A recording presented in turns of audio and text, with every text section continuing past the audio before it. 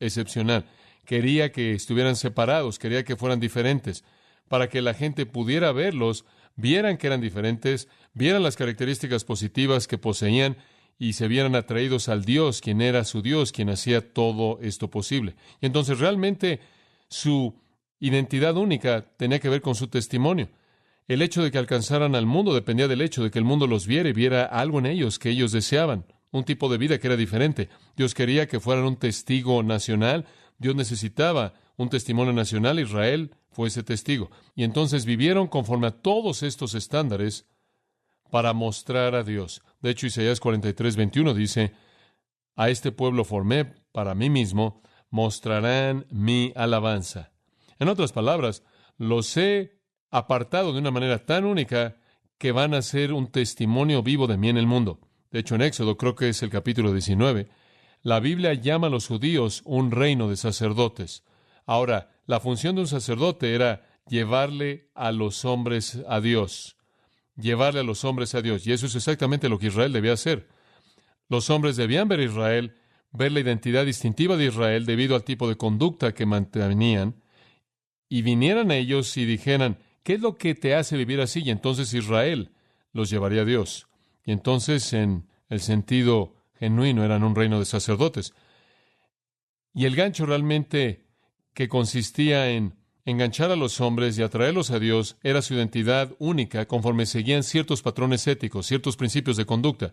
En Deuteronomio capítulo 4, simplemente para ayudarnos a pensar en términos bíblicos, dice en el capítulo 4, vamos a comenzar en el versículo 5, He aquí os he enseñado estatutos y ordenanzas o leyes, así como Jehová mi Dios me mandó, para que los pongáis por obra en la tierra a la cual vais para poseerla. Ahora escuchen, guardad, por tanto, y hacedlos. En otras palabras, Dios les ha dado leyes para que sean mantenidas, para que sean guardadas, para que sean obedecidas.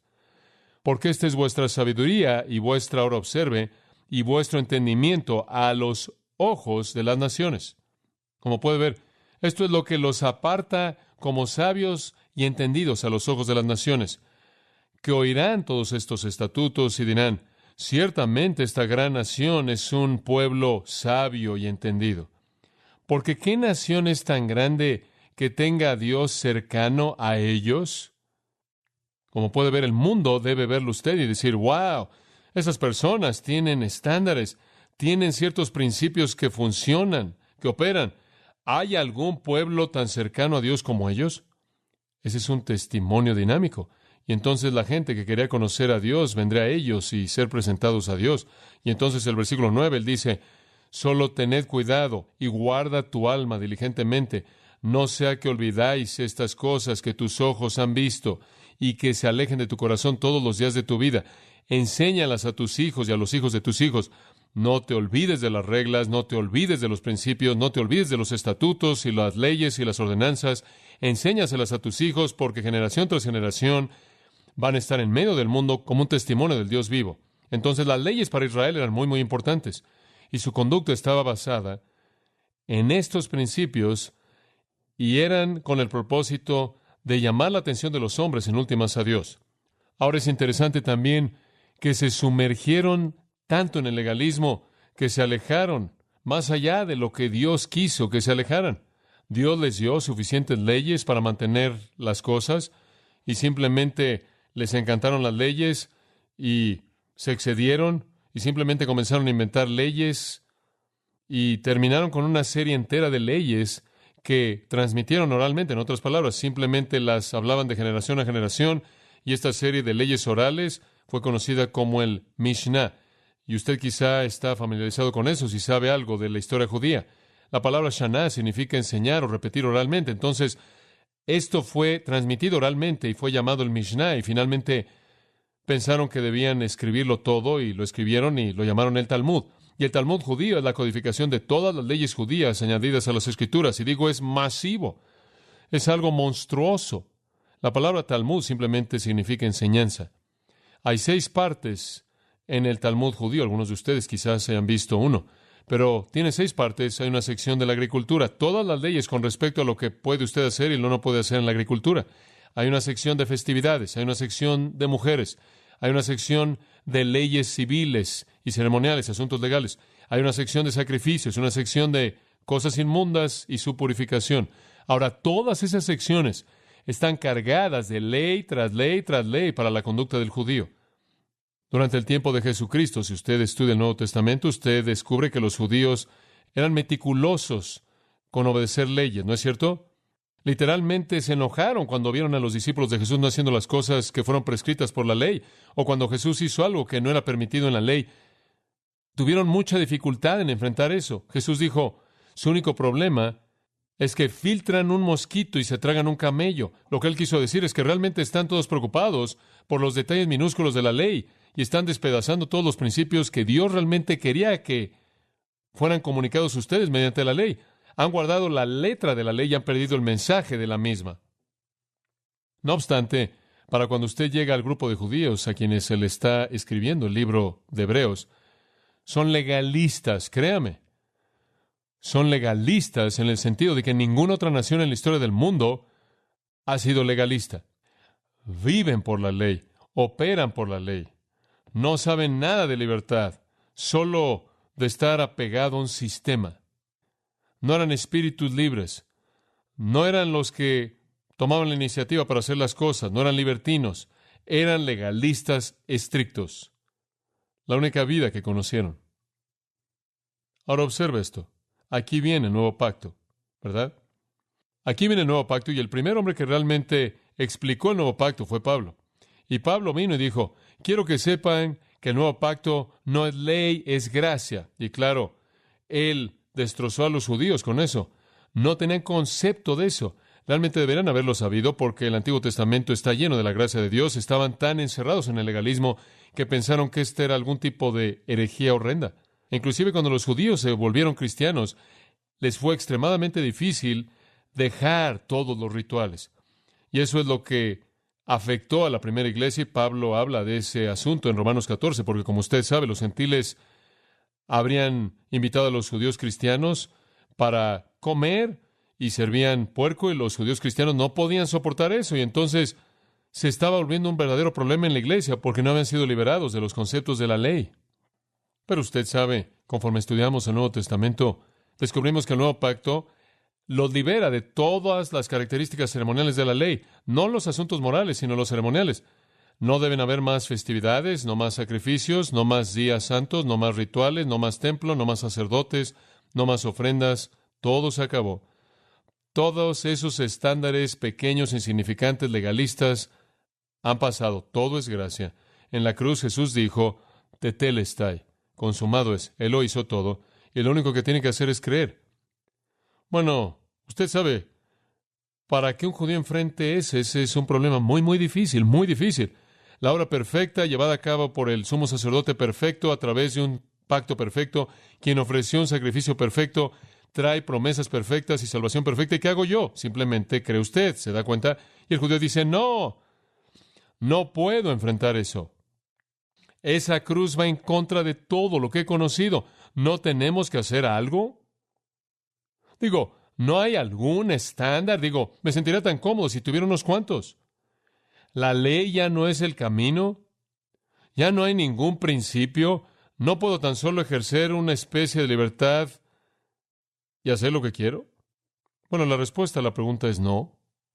Debido a que usted se convierte en un cristiano, no significa que de pronto ya no hay ninguna regla. Dios tiene estándares. Ahora, yo creo que si usted entra con eso en el capítulo 13, en su mente, usted va a entender lo que él está confrontando. Él necesita cerrar este libro con algunos principios. De lo contrario, va a dejar a algunos judíos realmente tratando de entender cuál es su obligación hacia Dios, porque ellos saben que Dios no ha cambiado y Dios espera ciertas cosas de sus hijos, sean antiguo o nuevo pacto.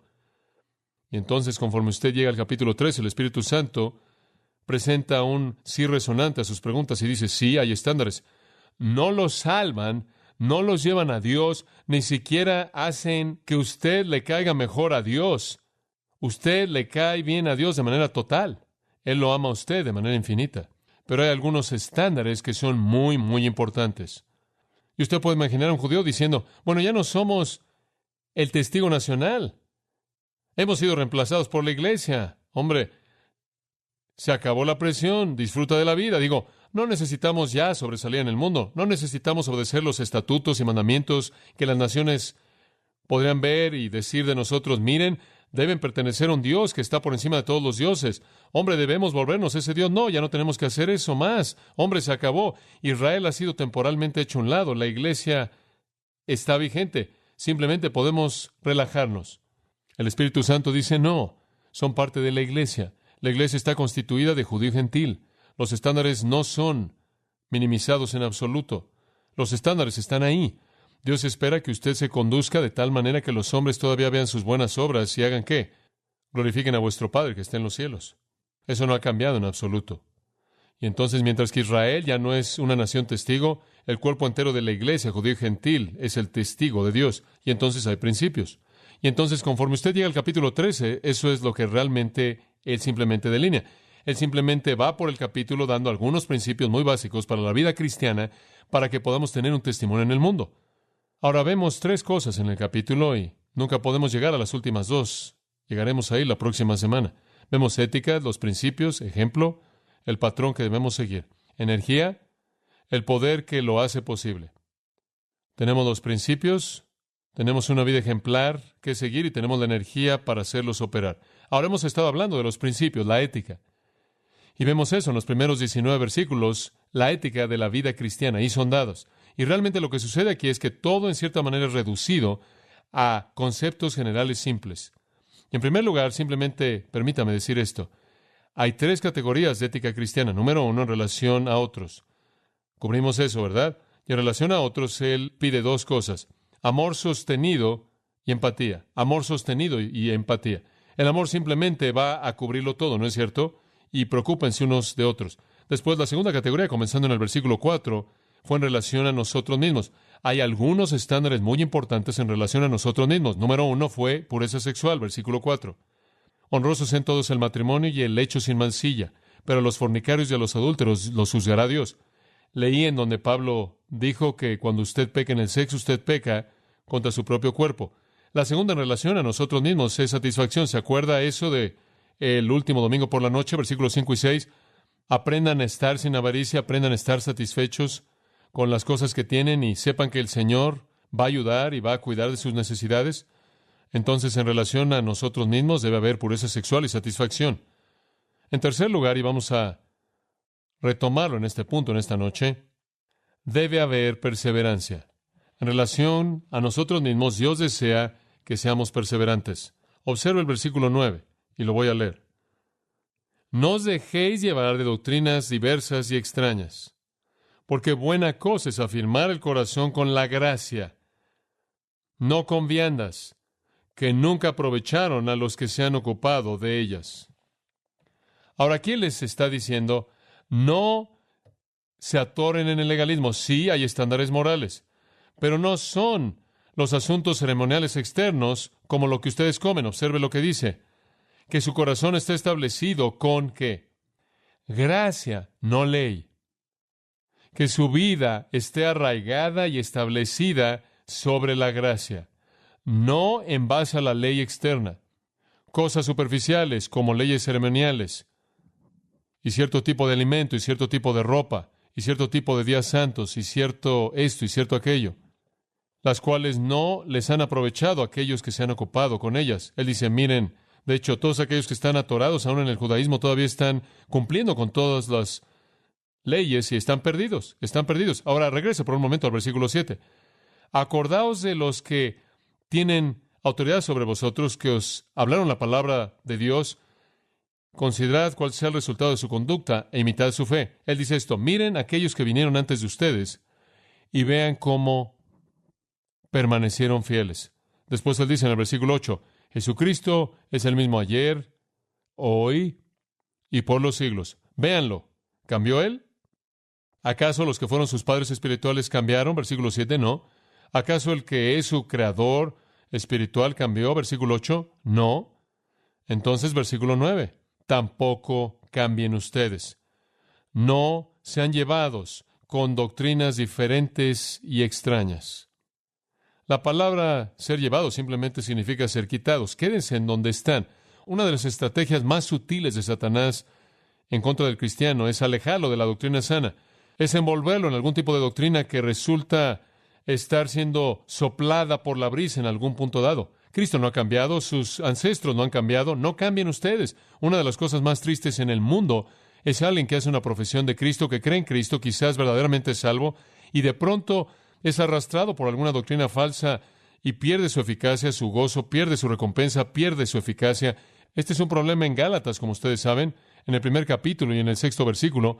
Me maravillo que tan pronto han sido alejados. Ahí está el mismo concepto. Ustedes, Gálatas, comenzaron también, pero se alejaron de aquel que los llamó a la gracia en Cristo, a otro evangelio. Comenzaron en la gracia y alguien los movió. Él dijo, realmente no es otro evangelio.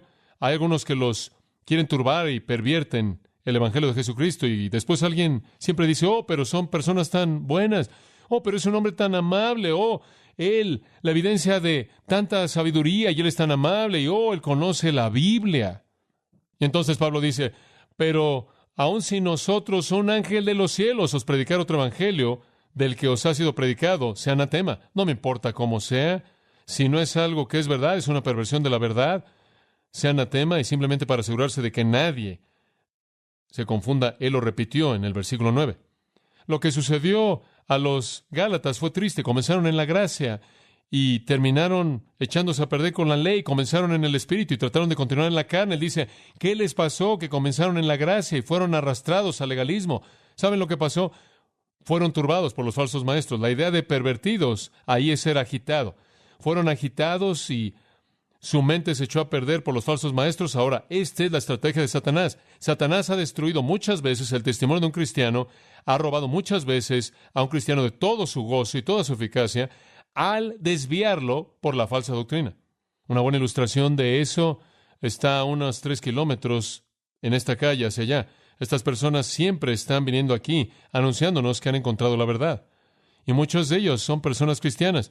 Una madre se me acercó un día, simplemente con lágrimas en sus ojos, diciendo que su marido y su hijo, quienes habían hecho compromisos con Cristo y toda su vida habían estado en la iglesia, fueron arrastrados por esto y terminaron ahí hasta sus oídos y habían perdido todo contacto con la verdad, el mensaje de Dios, y fue una cosa trágica y triste. Y eso es exactamente lo que Satanás quiere hacer. Simplemente para darle una pequeña indicación de cómo Satanás opera de esta manera, permítame tan solo compartir algunos pasajes en la Escritura con usted y dejar que el Espíritu Santo lleve a cabo la enseñanza por un minuto. En Hechos capítulo 20, versículo 29, no trate de seguirme, simplemente si quiere escribirlos, pero puede buscarlos después. Pero en Hechos 20, 29, Pablo se está preparando para dejar Éfeso, y él pasó 3 años ahí, 3 años diligentes. Él pasó noche y día orando por estas personas, enseñándoles todo el día durante 3 años. Simplemente no me puedo imaginar a un hombre que pueda hacer eso. Hora tras hora tras hora, día tras día tras día, durante 3 años. No solo el domingo, sino constantemente.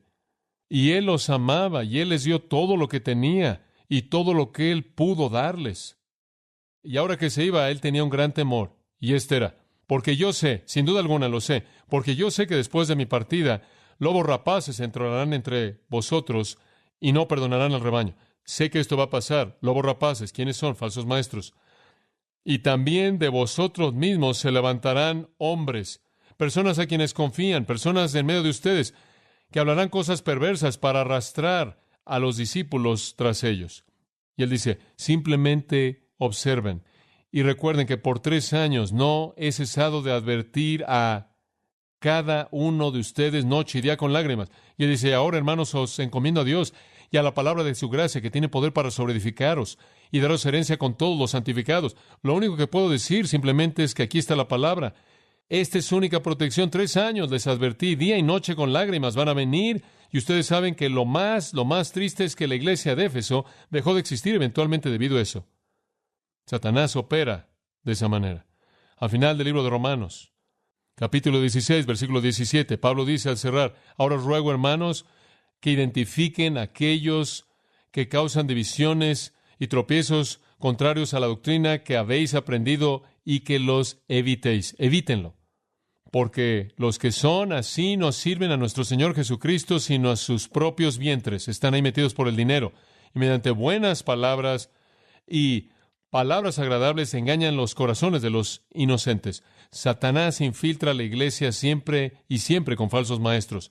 En 2 Corintios capítulo 11, versículo 13, el Espíritu de Dios continúa hablando y Él dice esto: porque tales son falsos apóstoles, obreros fraudulentos. Observen esto: transformándose en apóstoles de Cristo. La gente dice, bueno, Él habla acerca de Cristo y Él parece ser realmente un creyente en Jesús. Claro. Si viniera y le dijera a usted que Él era un creyente en Buda, usted no lo escucharía. Y Él dice, no le sorprenda, no se sorprenda porque Satanás mismo se transforma en ángel de luz. Por lo tanto, no es algo grande si sus ministros también se disfrazan como ministros de justicia, cuyo fin será conforme a sus obras. Claro, Satanás va a funcionar de esta manera. En Colosenses capítulo 2, versículo 4. Y esto digo, no sea que alguno os engañe con palabras engañosas. Versículo 8. Guardaos, no sea que alguien os eche a perder mediante filosofía y engaño vano, mediante la filosofía de los hombres, siguiendo la tradición de los hombres y los rudimentos del mundo, y no, según Cristo. No escuchen a filosofías que los alejan. Juan dijo, más vale que prueben los espíritus y vean si son o no de Dios. Primera de Juan 4:1. En Judas, esa pequeña epístola, versículo 3, amados, cuando di toda diligencia para escribiros acerca de la salvación que tenemos en común, me fue necesario escribiros y amonestaros a que contendáis ardientemente por la fe. Van a tener que pelear para aferrarse. ¿Por qué? Porque ciertos hombres se han infiltrado, que desde la antigüedad fueron ordenados para esta condenación, hombres impíos, que convierten la gracia de nuestro Dios en libertinaje y niegan al único Señor Dios y a nuestro Señor Jesucristo. Siempre, siempre, siempre falsos maestros.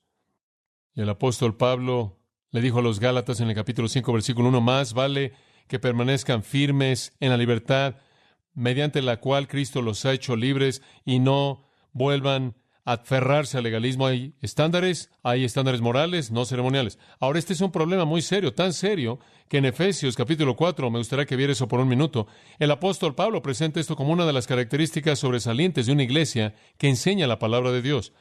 Dios sabe que la batalla más grande que peleamos en la iglesia es la pureza de la iglesia doctrinalmente, porque a partir de ahí brota cualquier otro asunto. Si no tenemos doctrina pura, enfrentamos problemas terribles. Y entonces Él sabe que si necesitamos doctrina pura, a esto tenemos que dirigir nuestra atención. Entonces Él da a la iglesia en el versículo 11, apóstoles, profetas, evangelistas, pastores, maestros, a fin de perfeccionar a los santos para la obra del ministerio, para la edificación del cuerpo de Cristo, para producir la unidad. Después, versículo 14, ¿por qué? ¿Por qué todo esto?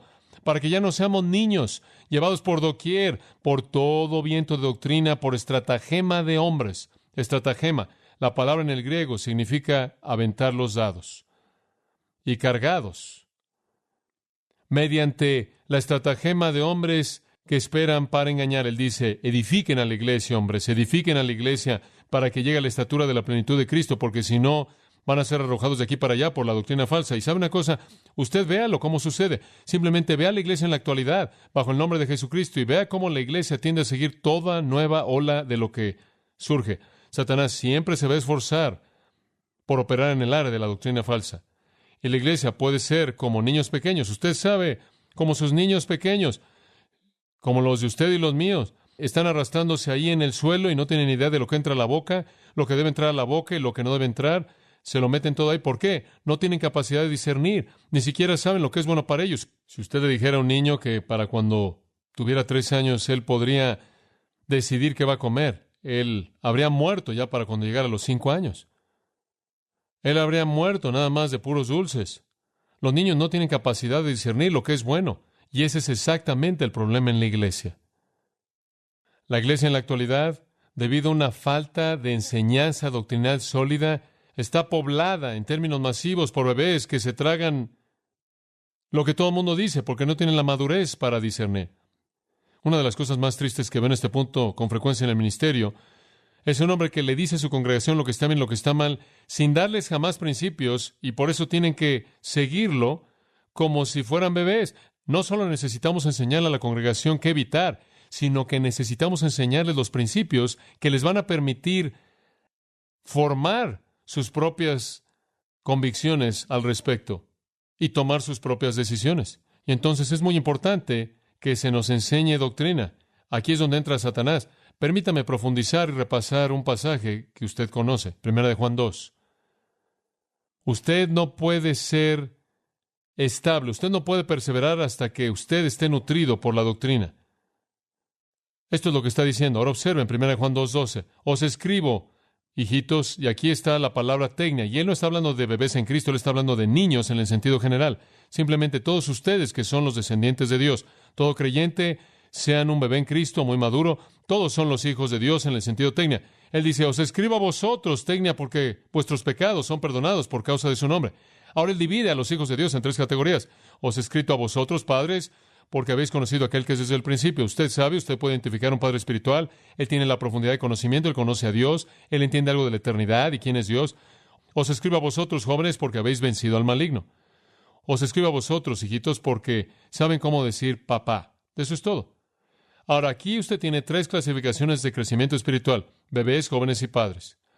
Comencemos con los niños. Ahora, la palabra niños aquí, os he escrito a vosotros, hijitos, no es tecnia, es paidía. Niños pequeños. Para distinguirlos del término general tecnia, refiriéndose a todos los cristianos, él los aísla específicamente como los pequeños. Y lo único que un pequeño realmente sabe es el Padre. Es el apego, su deleite, su dependencia, es confianza simple. Romanos 8:15, Abba Padre, ese es un niño. Hay algunos cristianos que realmente no saben nada más que eso. Pero los jóvenes conocen más que eso. Versículo 13, habéis vencido al maligno. Fabuloso. Versículo 14, él dice, os escribo a los jóvenes a la mitad, porque sois fuertes y la palabra permanece en vosotros y habéis vencido al maligno. ¿Sabe una cosa? Solo hay una manera de vencer al maligno y es tener la palabra morando en usted. ¿Y cómo es que el maligno opera? Él aparece como un ángel de ¿qué? Luz, le dije antes, lo repito. Satanás opera en el área de doctrina falsa. 99 de 100 veces, ahí es en donde él está ocupado. Satanás no creo está ocupado en el bar local. No creo que Satanás está funcionando en todo tipo de cosas así. Creo que la carne, los deseos de la carne, todo eso se encarga de sí misma. Satanás opera en el área de la religión. Él es un ángel de luz. Él se enmascara en la religión. Él es un falso profeta. Y entonces, como puede ver, no es sino hasta que usted crece en la palabra, hasta llegar a la estatura de un joven, que usted literalmente lo vence.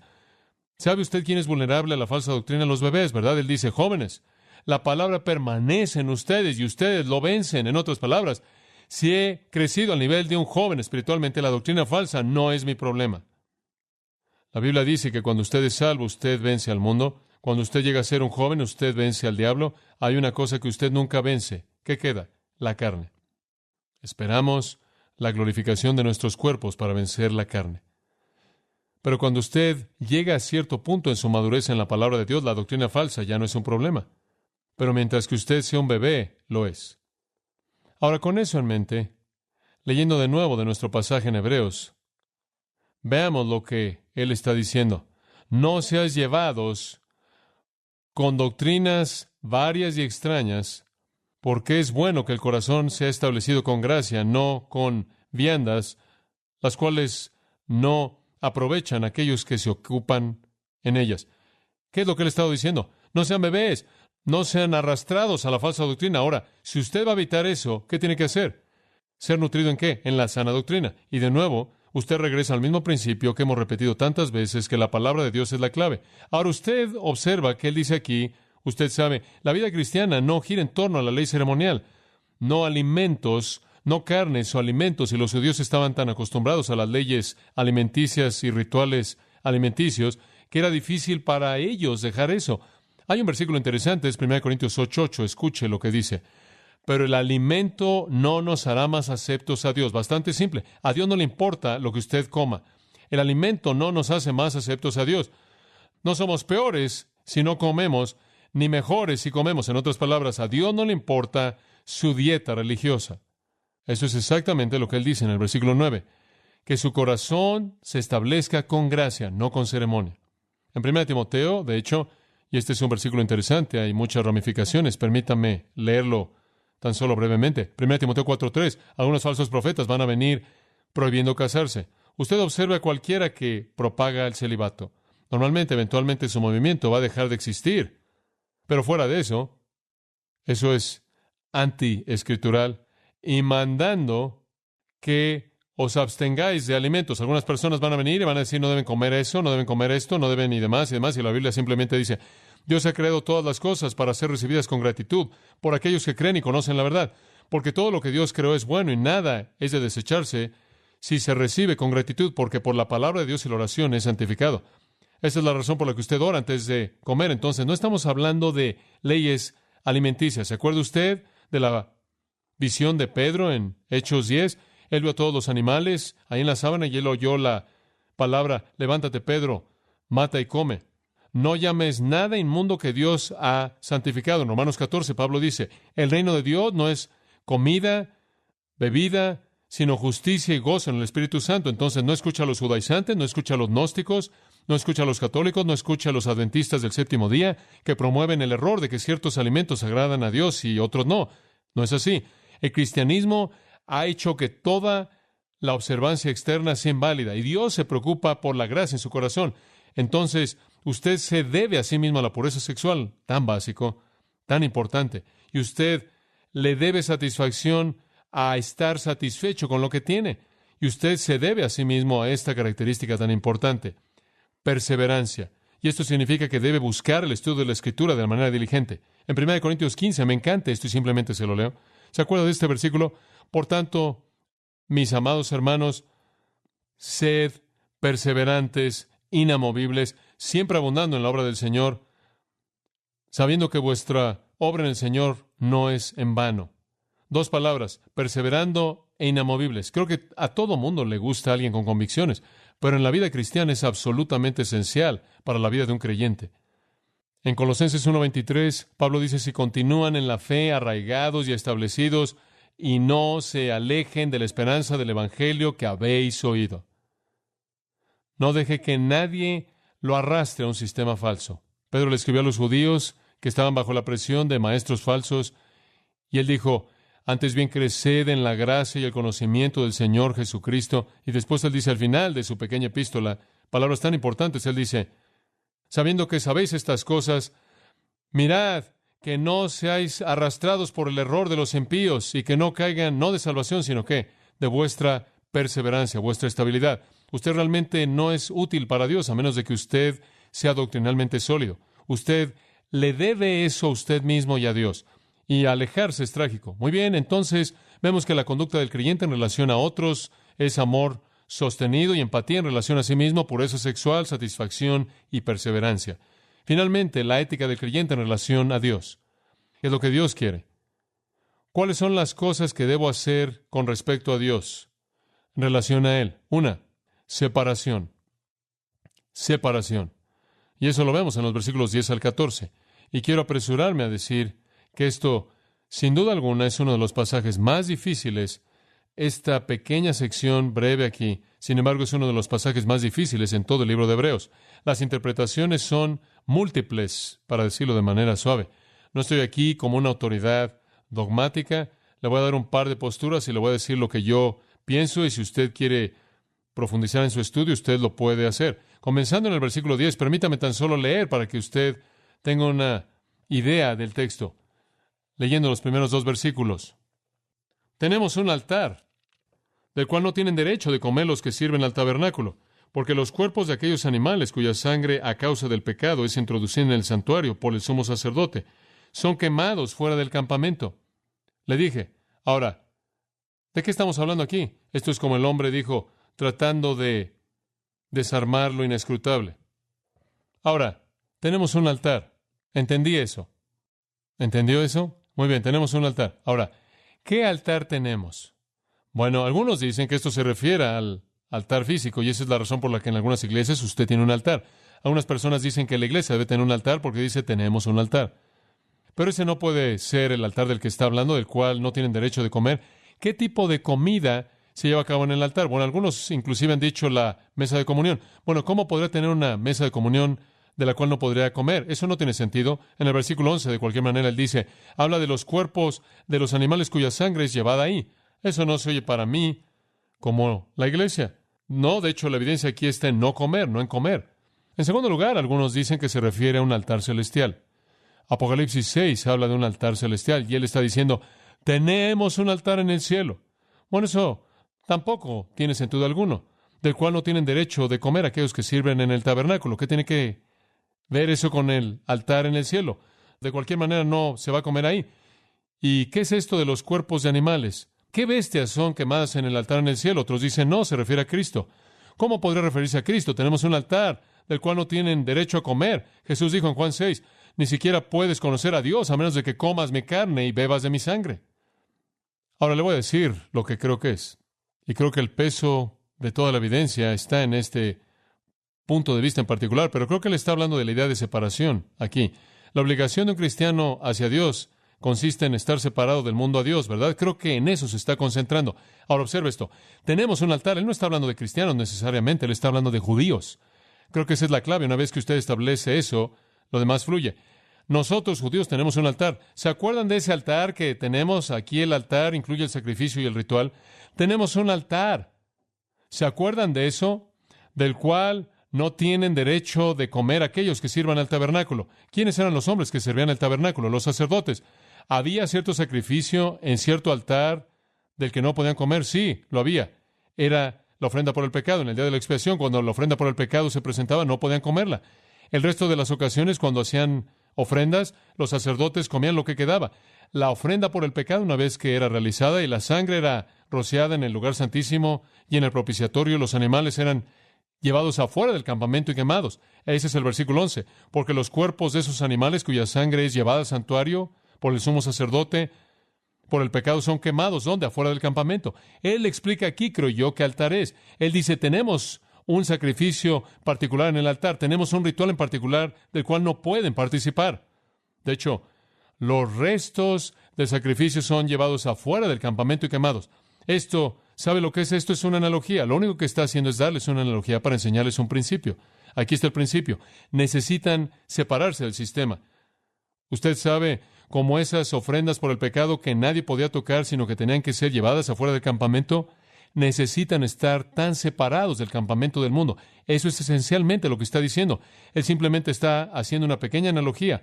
No la puede empujar muy lejos. Él está diciendo, como los animales en la ofrenda por el pecado eran llevados afuera, el creyente necesita ser quitado de los hombres pecaminosos, quitados del sistema, quitado del mundo y apartarse. Ahora, él profundiza en el versículo 12 al identificar a Jesucristo. E incidentalmente, la gente de cualquier manera no quería tener una parte en la ofrenda por el pecado. No querían participar de eso. Versículo 12 dice, por lo cual también Jesús, para santificar al pueblo mediante su propia sangre, padeció fuera de la puerta. Jesús estaba apartado del sistema, ¿no es cierto? En el Antiguo Testamento los judíos tomaban esos cuerpos de esas ofrendas por el pecado, tanto las ofrendas de los sacerdotes como las del pueblo, y los sacaban del campamento. No querían tener nada que ver con esas ofrendas por el pecado. Las separaban de sí mismos. Jesús hizo lo mismo. El sistema no quiso a Jesús tampoco. Lo expulsaron. Él sufrió afuera de la puerta y él santificó al pueblo con su propia sangre. Ahora, como los cadáveres entonces eran quemados afuera del campamento de Israel, entonces Jesús fue matado afuera de la ciudad de Jerusalén. Él fue matado afuera del muro de Jerusalén y cumplió de manera perfecta el retrato del Antiguo Testamento. Usted sabe que esas ofrendas por el pecado antiguas eran los retratos de Cristo, ¿no es cierto? Y entonces cuando Él vino, Él sufrió afuera, como la ofrenda había sido sacada. Ahora, no quiero explicar más que eso. Ambas fueron rechazadas. La ofrenda por el pecado rechazada. No querían comerla, lo sacaron. Jesús rechazado, lo sacaron. Y tampoco querían tener que ver con Él. Y entonces Él lleva el punto al versículo 13. Salgamos, por tanto, afuera del campamento llevando su menosprecio, porque no tenemos una ciudad continua, sino que buscamos una venidera. Separémonos también del sistema. Nosotros, judíos, tenemos un altar, entonces, y en él hay un sacrificio que nadie puede comer. Los cuerpos son rechazados, sacados de la ciudad y quemados. Jesús, la ofrenda por el pecado verdadera, también fue rechazado por el sistema, pero por una razón diferente. Él no está estirando la analogía, él simplemente está diciendo, esto es como Jesús, quien también estuvo sufriendo afuera de la ciudad. Y claro, hay muchas diferencias. Usted no puede excederse, como dije, porque el animal era matado antes de que fuera sacado. Cristo murió afuera y Jesús estuvo dispuesto a ir. Él estuvo dispuesto para que pudiera santificar al pueblo con su propia sangre. Él fue menospreciado, él fue rechazado, él fue odiado. Él fue rechazado, él fue traicionado, arrestado, objeto de burla, golpeado, matado como un criminal común, y él aceptó cada parte de esto para derramar su sangre a favor de los hombres. La Biblia dice aquí en el libro de Hebreos, sin derramamiento de sangre no hay perdón de pecados. Jesús sabía eso, y él derramó su sangre por el perdón de pecados. El sacrificio del Antiguo Testamento era una vergüenza para el pueblo y lo sacaban. Jesús fue objeto de vergüenza y lo sacaron, aunque no sabían que él era la ofrenda por el pecado verdadera. No pensaron en eso. Y el punto práctico es este. Usted y yo debemos estar dispuestos a salir del sistema y a llevar el menosprecio y la vergüenza que tanto la ofrenda por el pecado y Cristo mismo llevaron al ser rechazados por los hombres. Moisés lo hizo, capítulo 11, versículo 26, estimando el vituperio de Cristo como riquezas mayores que los tesoros en Egipto. Moisés consideró el estigma que reposa en el ungido de Dios como una riqueza mayor que los tesoros en Egipto. Y entonces el escritor de Hebreos está diciéndonos en el 13:13, deben considerar el estigma, el menosprecio de Cristo, como algo de mayor valor que los tesoros del sistema. Sálganse, eso es lo único que está diciendo. Entonces aquí veo una división muy clara entre los versículos 9 y 10. Él simplemente dice, tenemos un sacrificio en el que la característica es separación. Cristo fue separado de los hombres, ustedes también sepárense. Ahora, Pablo define este concepto en 2 Corintios capítulo 6, en algo de detalle. Permítame leerle estas palabras. No os unáis en yugo desigual con los incrédulos. Porque ¿qué comunión tiene la justicia con la injusticia? ¿Y qué comunión tiene la luz con las tinieblas?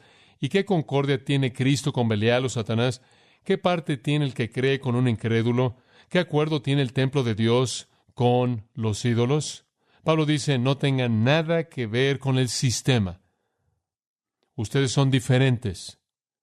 Otra cosa que nuestro autor puede estar recordando aquí, y debido a que no estoy en este contexto como un judío viviendo en esa época, no puedo estar seguro, pero tengo una pista en mi mente que en el versículo 13 también él tiene algo más en su mente y parece que él está entretejiendo varios pensamientos juntos y me deja algo confuso, pero con frecuencia ese es mi problema. De cualquier manera, en el versículo 13 él puede tener esto en su mente. Usted se acuerda que en un punto, en la época en la que Israel estuvo dando vueltas en el desierto, Dios fue rechazado por Israel. Y Dios, ¿se acuerda usted?, se movió afuera del campamento y manifestó su presencia fuera del campamento. Y después del incidente del becerro de oro, Moisés sacó su tienda y la colocó afuera del campamento de Israel. Y usted recuerda que fue llamada la tienda del testimonio. Y entonces toda persona que quería acercarse a Dios tenía que salir del campamento de Israel y acercarse ahí. ¿Por qué? Israel lo había rechazado en términos generales. Y Dios se apartó y dijo, si vienen a mí, tienen que apartarse del sistema. ¿Saben una cosa, amados? Yo creo que eso es exactamente lo que Dios está diciendo en la actualidad. Si van a venir a mí, van a tener que salir del sistema. Van a tener que apartarse de ellos y no tocar lo inmundo y apartarse para mí. O sea que la analogía del sacrificio en el Antiguo Testamento afuera de la puerta, la analogía de Cristo sufriendo afuera de la puerta, o sea, la idea de la tienda del testimonio afuera de la puerta, el mensaje es el mismo, separación. La gente me dice, MacArthur, ¿crees en la separación bíblica? Claro. Y la separación bíblica es esta. No tengas nada que ver con el sistema. Ahora, necesita usted aclarar eso en cierta manera, pero permítame darle una afirmación simple. No améis al mundo, 1 Juan 2:15, ni las cosas que están en el mundo. No amen el sistema. Ahora, ¿qué era el sistema para ellos? ¿Qué era? Judaísmo. ¿Qué es lo que él está diciendo entonces al lector judío aquí? Sepárense del judaísmo, salgan del sistema de ley, legalismo, ceremonialismo, salgan del campamento a Cristo quien está allá afuera. O seguro va a tener usted que sufrir. Jesús dijo, en el mundo tendréis aflicción, pero tened ánimo, yo he vencido al mundo. Más adelante o antes, en el capítulo 15, él dijo, no les sorprendan si los matan, me lo hicieron a mí, ¿están dispuestos a llevar mi vituperio? Dice usted, bueno, ¿acaso esto significa que nos vamos a vivir en un monasterio, usted sabe, y nos volvemos algo raros? ¿Y esto significa que dejamos de comprar ahí en el supermercado que vende licor y no vamos a McDonald's y el que toma la orden no es cristiano? ¿Acaso esto significa que no nos involucramos en nada en donde hay gente no salva? Claro que no. Jesús dijo, Padre, en Juan 17:15, No oro que los saques del mundo. Simplemente guárdalos del que está a cargo del sistema.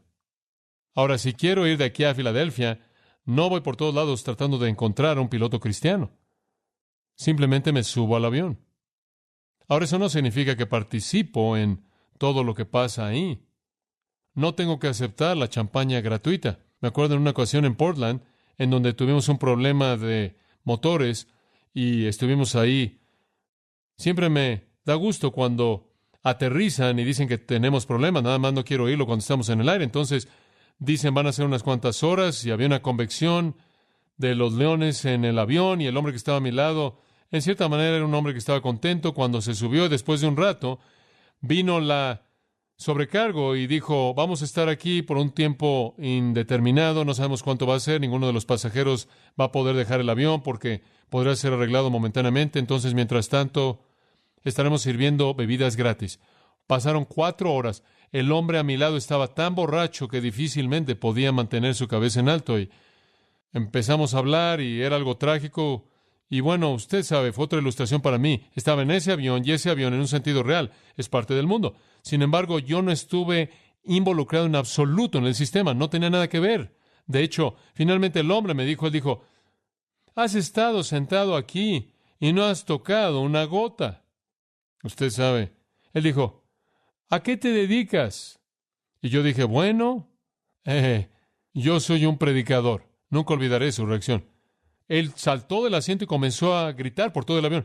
No van a creer lo que tenemos aquí. Entonces, en cierta manera, usted sabe, unos 10 hombres se acercaron a mi asiento durante los últimos 20 minutos y simplemente me inundaron de preguntas. Una situación interesante. Lo que pasó es que antes de que llegáramos a Los Ángeles, este hombre había compartido una historia de que estaba destrozado, que simplemente despedazaría su corazón si lo oyera. Pero lo que pasó, usted sabe, es que podía estar ahí, no tener nada que ver con el sistema. Una cosa es estar ahí y otra cosa es amar lo que el mundo ama. Y le voy a decir algo más. No es solo lo que usted hace, es una actitud. Usted es tanto una parte del sistema si usted no lo hace, pero desearía hacerlo. ¿Sabe una cosa? Algunos cristianos, como lo he dicho antes, no hacen cosas malas, nada más que anhelarían hacerlas. Eso es estar enamorado del sistema y como cristiano Dios dice que debamos separarnos. Salga del sistema, apártese para Dios. Es una actitud. Jesús dijo, si alguno quiere venir en pos de mí, niéguese a sí mismo, tome su cruz y sígame. ¿Qué significa eso? Eso significa lleve el vituperio de Cristo. Vaya donde Jesús está, fuera del sistema. Y cuando usted se encuentre con el sistema es para confrontarlo, no para tener comunión. Gran diferencia. Y las únicas personas que realmente se identifican con Jesucristo son los que realmente están dispuestos a pagar el costo y salirse. ¿Qué dicen? 2 Timoteo 3:12, los que quieran vivir piadosamente en Cristo Jesús padecerán persecución. Los que vivan piadosamente, muchos cristianos no viven piadosamente, no son perseguidos, nunca se apartan del sistema. El apóstol Pablo sabía lo que era apartarse del sistema, él no tuvo nada que ver con él. Sin embargo, él siguió llevando a gente a Jesús. Él iba al pecador, pero nunca lo acompañó en su pecado. Filipenses capítulo 2, versículo 17, él dice, si soy ofrecido en el sacrificio y servicio de vuestra fe, me gozo y regocijo. Capítulo 3, versículo 10, a fin de conocer la participación de sus padecimientos. Él dice, estoy dispuesto a salir hasta donde tenga que salir y ser un sacrificio y conocer los padecimientos de Cristo en mi propia vida, simplemente para separarme del sistema, porque si vivo ese tipo de vida, me van a ver y van a venir a Cristo. Tan importante. En 1 Corintios capítulo 4, versículo 10, somos necios por causa de Cristo. Y aquí, simplemente lleno de sarcasmo, Pablo dice, somos necios por causa de Cristo, pero ustedes son sabios en Cristo. Somos débiles, pero ustedes son fuertes. Son honorables, somos menospreciados. ¿Sabe usted lo que le pasa a un cristiano que simplemente quiere mantener la paz con todo el mundo? Se está engañando. Se está robando de gozo y fruto. Versículo 11. Inclusive en este momento él dice, tenemos hambre y sed y estamos desnudos y somos golpeados y no tenemos dónde vivir, ni siquiera sabemos dónde vamos a dormir y trabajamos con nuestras manos y somos menospreciados, pero bendecimos y somos perseguidos, pero lo soportamos, somos difamados y rogamos, somos como la escoria del mundo, la inmundicia de todas las cosas hasta este día. Pablo no se llevaba muy bien con el sistema. Ahora estos judíos en Hebreos habrán conocido poco de ese menosprecio, ¿verdad? El escritor les está diciendo, salgan de entre ellos, apártense, Sepárense, muévanse hacia Dios, seguro les va a costar, seguro van a pagar por ello, seguro van a pensar que algo está mal en su cabeza, van a ser aislados, van a ser condenados a un precio pequeño por la gloria que les espera. Y yo digo que si un hombre no está dispuesto a separarse del mundo para Dios, Jesús dijo que él no es digno de ser su discípulo. Todos estos hombres vinieron y Jesús dijo, vengan, sean mis discípulos. Y un hombre dice, tengo que ir a sepultar a mi padre. Su padre ni siquiera estaba muerto. Lo que él quiso decir es que necesito recibir la herencia y después voy. Y entonces así fue con los que querían ser discípulos. Si usted no está dispuesto a dejar a padre, madre, todo en el mundo para salir, usted no es digno de ser su discípulo. Escuche, por cierto, permítame hacer un comentario al margen al decir esto. Aferrarse al sistema es algo torpe de cualquier manera, porque va a terminar en humo y es necio. Todo lo que hay en el mundo pasa, primera de Juan 2, pasa. No va a quedar nada. Usted no debe tener nada que ver con el sistema, porque dice en 1 Juan 5:19, el sistema entero yace bajo el poder del maligno. ¿Usted quiere tener algo que ver con eso? Usted no debe tener nada que ver con el sistema, debido a lo que Pedro dice. Usted tiene una herencia incorruptible, incontaminada, inmarcesible, reservada en los cielos para vosotros. ¿Qué quiere usted con la basura del mundo? No hay nada que este mundo tiene que ofrecerle a usted que valga la pena tomar. Otro versículo que viene a mi mente está en 1 Corintios 11, creo que es el 32. Cuando somos juzgados, somos disciplinados por el Señor para que no seamos condenados con el mundo. Usted no debe querer al mundo porque va a ser condenado. Usted debe apartarse para Cristo. Pablo nos da principio tras principio con respecto a esto, y también lo hace el Espíritu Santo a través de otros escritores, así como aquí. Veamos una segunda cosa. Nuestra relación con Dios no es solo esta idea de separación, sino la idea de sacrificio. Y hablamos de esto esta mañana. Es hermoso ver cómo el Espíritu Santo liga estas dos. Versículo 15, sacrificio. ¿Sabe usted cuán importante esto era para un judío? Un judío viene al nuevo pacto. Él quiere saber que hay algunas reglas que permanecen. ¿Y sabe usted lo que él quería saber? ¿Hay algún sacrificio que queda? ¿Hay algo que debe ser sacrificado? ¿Acaso todo ese concepto se acabó? Y él recibe esta información maravillosa. Hay dos sacrificios que Dios quiere. El primero es palabra, el segundo es obra. El primero, la palabra está en el versículo 15. Mediante él, ¿quién es ese? Jesucristo. Por tanto, ofrezcamos el sacrificio de alabanza a Dios continuamente. Esto es el fruto de labios que confieso, da gracias a su nombre. ¿Sabe usted qué tipo de sacrificio Dios quiere? Él no quiere animales. Él no quiere cebada. Él quiere la alabanza de nuestros labios.